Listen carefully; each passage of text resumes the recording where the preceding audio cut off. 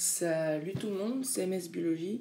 Alors aujourd'hui on se retrouve pour la vidéo que je vous avais promis. Donc c'est comment j'ai fabriqué un nid du coup en plâtre.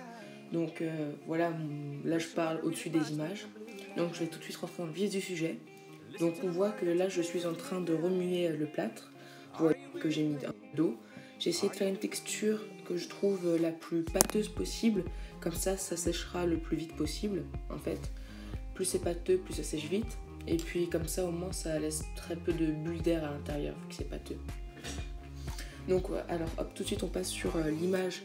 J'ai pris un petit récipient tout simple pour faire là où je vais mettre ma sorte de pâte. Donc hop, là je commence tout de suite à la verser. Donc faut mettre petit à petit, pas tout verser d'un coup. Hop, moi je préfère aplatir en même temps que je la pose en fait, parce que c'est plus simple. Donc les vidéos sont accélérées bien sûr, parce que j'ai pas mis aussi peu de temps pour faire tout ça. Donc je m'excuse pour le retard, parce que cette vidéo devait sortir il y a 2 semaines déjà. Donc là je commence à tout lisser, bien lisser, parce que ce sera sur cette partie. Que je vais mettre du coup les galeries. Et donc il faut faire ça avec précision, il faut que ce soit le plus lisse possible et que ce soit le plus joli à l'œil, si je peux dire. Donc voilà.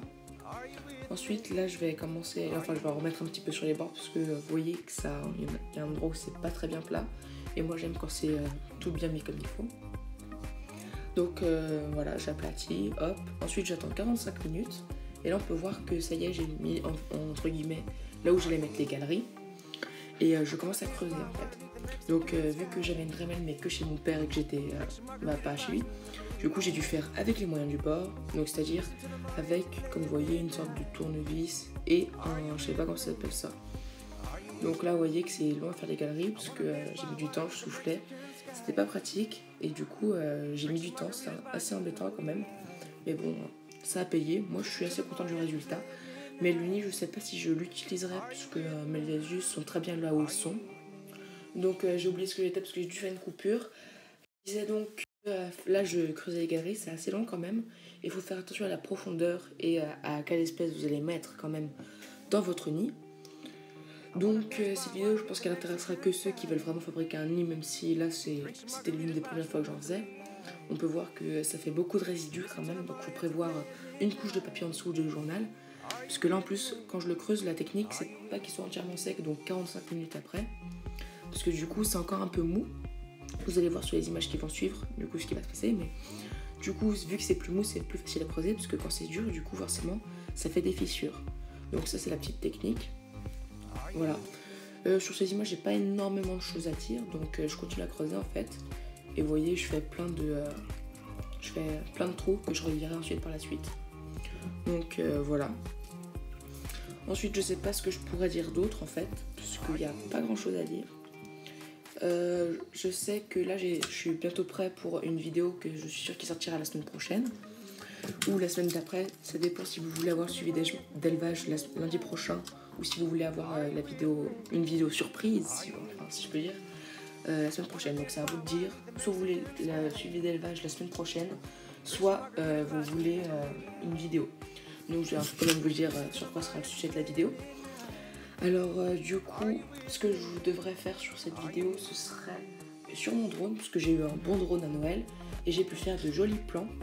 Donc j'ai mis une petite musique, d'ailleurs c'est la même musique que vous entendez en ce moment. Je l'ai fait ça à la montagne, j'ai filmé. Voilà, donc sur mon drone, je vous en dis pas plus, vous verrez ça par vous-même. Revenons au plâtre. Le plâtre, du coup là que je commence à relier ensemble.